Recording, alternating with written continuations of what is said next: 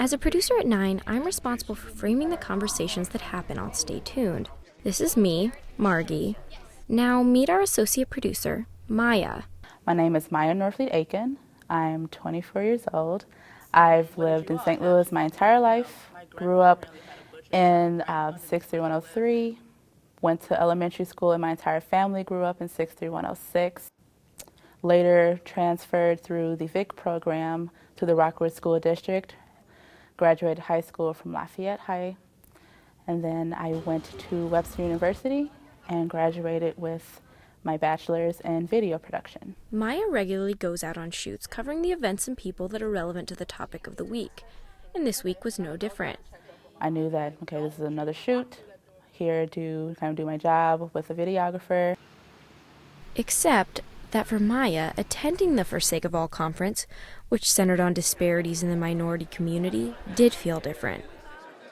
When Washington University's Jason Purnell broke down the data contained in the For Sake of All report, using the story about a fictional girl named Jasmine, Maya realized something. When he was saying a lot of the information just starting there with the 2 lives of Jasmine, I saw so much that, like, I've gone through that. He mentioned, summer spent with grandma. I spent a lot of my summers with my grandmother. And I think that was the moment when I realized, he is talking about me. This entire, report, a great deal of it is me or someone I know or my neighbors or former classmates. I guess it was so unbelievable. It's like, no, but believe it because this is why. Not enough access to fresh fruit and vegetables. That alone can change someone's life. And access to adequate education. I didn't have that for a little while. Despite how hard my school tried, there was a big difference. And some folks couldn't get out of that. They're going to have a different situation in life later on because of that.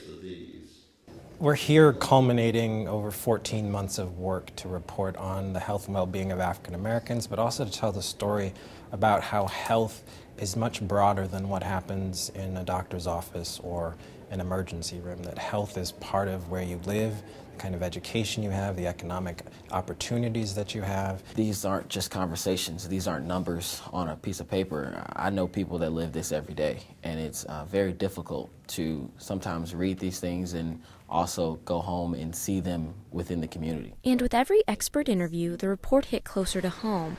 So Maya took the report to her North City home to share it with her family. One of the report's key findings was about neighborhoods, specifically calling out a staggering 15-year difference in life expectancy between the zip codes where Maya's family grew up, 63106, and the zip code where she attended school in Chesterfield, 63107. They don't build them like that anymore. Nope. All brick. Yeah.